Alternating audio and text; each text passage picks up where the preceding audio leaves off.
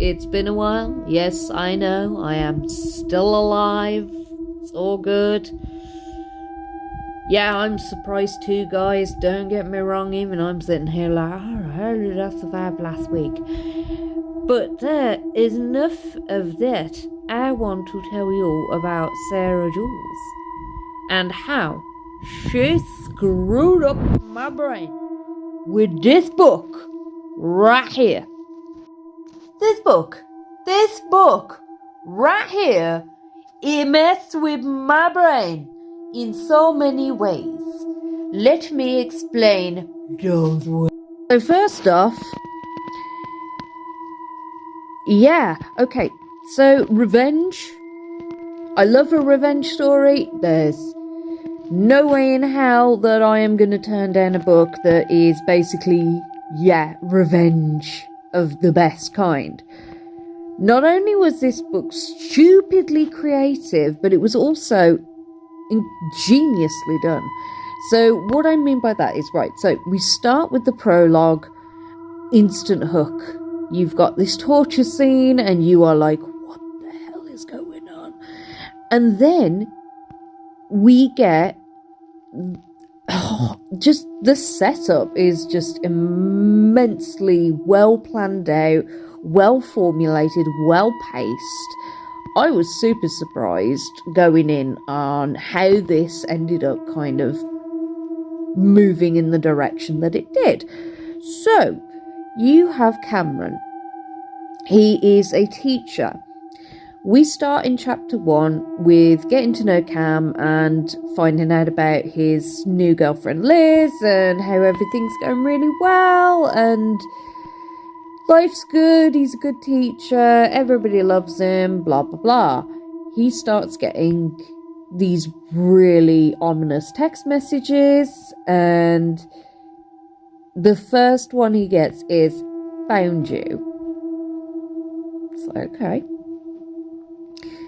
Then he starts getting stalked, and you're like, ooh, is he really being stalked? Because, this guy just pops up, and it's almost like a horror thriller that kind of builds the atmosphere and the tension around Cameron.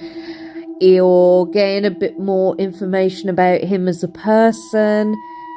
And then it's chapter 2 and you meet Savannah, who is a party girl who has fallen in with the wrong crowd. Gemma and her friend are absolute bitches. I hate those women. I hate them.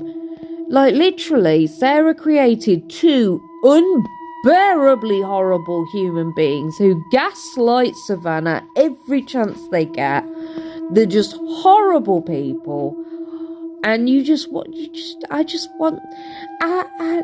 Sarah, please, just do me a favour, if these bitches come back, please kill them for me, because I'm not happy that you understand what I mean once you've read this, because honestly, infuriating. I have never been so pissed off with 2 characters in my life. Or I think it's because when you grow up and you're the alternative kid anyway, so you're kind of used to the bullying.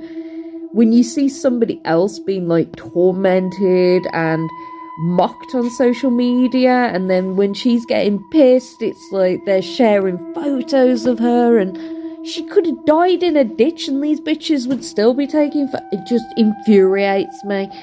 But anyway, we follow these 2 characters. So we're following Cameron's stalking, and then we're following Savannah's university journey and her getting back on her feet after alcohol and drugs have basically wrecked her.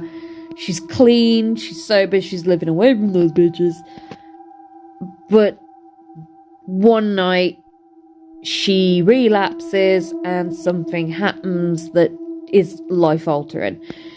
How these 2 characters mesh and come together with the 2 stories is insane. And I loved it every minute. I mean, I was bloody hooked. This is a 300... This is a beast of a book. Look at it. Look at the thickness. And I wolfed it down. I stayed up till 2 in the morning reading that because I was hooked. Every chapter is like, I'm just one more chapter and I'm going to bed. It never happened. One more chapter was a lie to my mental state. I was sitting there going, just one more chapter. And then it was like, Nas, you got work in the morning. What are you doing? And I just... Highly addictive, great pace, amazing sequence of events that take place. Characters are... Like I say, there are some in there that I freaking hate, and then there are some that you really sympathise with, like Savannah. And just the way that it panned out, and that freaking twist at the end. Seriously, guys, you need to get this book. Like, Sarah, I'm blown away.